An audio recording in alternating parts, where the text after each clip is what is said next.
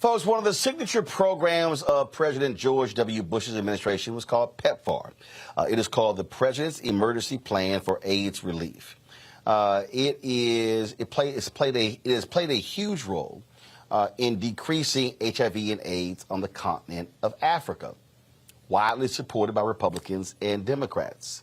Now it's in jeopardy. Why? Because staunch anti-abortion Republicans say that, oh, this program is a way to circumvent the process and for the Biden administration to allow abortions with federal funds. Now, those who support the program say that's a flat-out lie.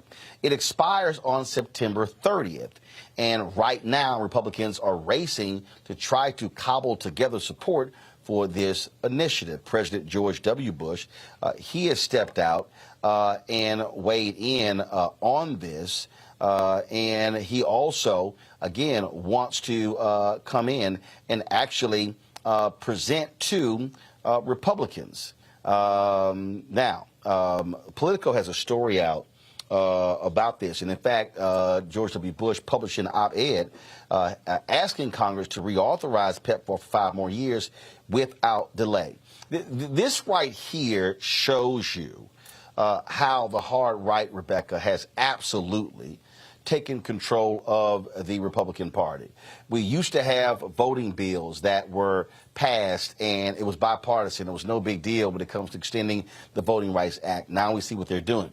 You look at this program right here. I mean, it is truly about saving lives. And this is a perfect example of what I always say, that these Republicans and these white conservatives, they are not pro-life. They're anti-abortion. This is not about being pro-life, because this program has saved the lives of thousands upon thousands of Africans. Yeah, these are people who are stuck in a very extreme ideology. This is not about being pro-life, because if people are pro-life, then choose not to have an abortion.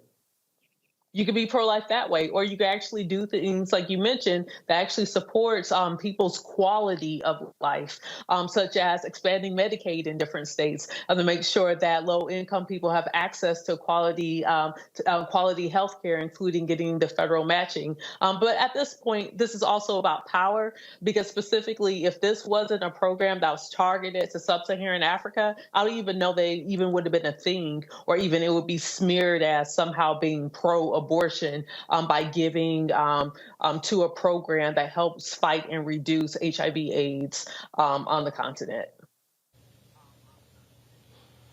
You know, to run again, you know, this is one of those initiatives that Republicans and Democrats supported.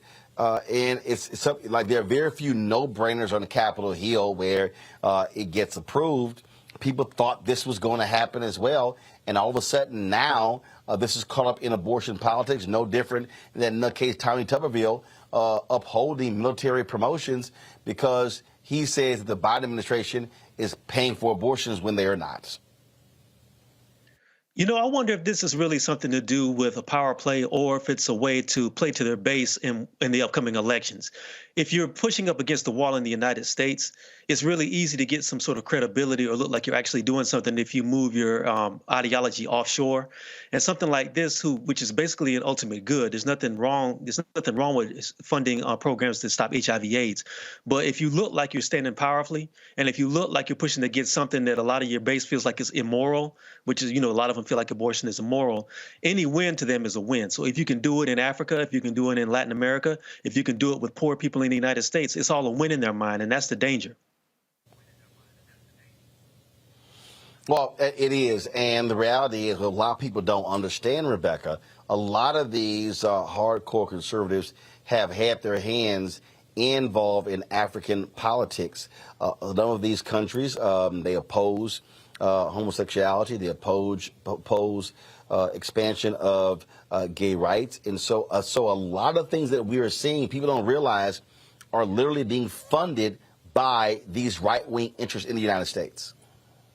Absolutely. And a lot of the white evangelicals in this country are going to sub-Saharan Africa, going to Latin America and proselytizing. And part of their proselytizing is an anti-LGBTQ IA plus message, is a anti-woman message, is a anti-choice message that's being propagated across these particular regions. And people have to understand the connection. And so I know we keep talking about people have to vote. You got to first educate yourself, understand what which party is doing, what each different political candidate, what their plan is, and the types of policies that they push. So this is a good example here. Like, look, we know next Tuesday is National Voter Registration Day. People could go to that website. They could check their voter registration status. They could get registered to vote. I mean, we're not playing. We absolutely need people to get out there and check their registration, get registered, register people around them, and actually vote next year. Because what we're fighting for is stopping this ideology that's being pushed that is also anti-Black. And it's not just stopping at the shores within the United States, but it's actually being sent over to sub-Saharan Africa, being sent down to Latin America. And we don't need that because we're struggling enough seeing these policies in the United States and its negative impacts on Black and brown communities. We don't need them taking these set of policies abroad.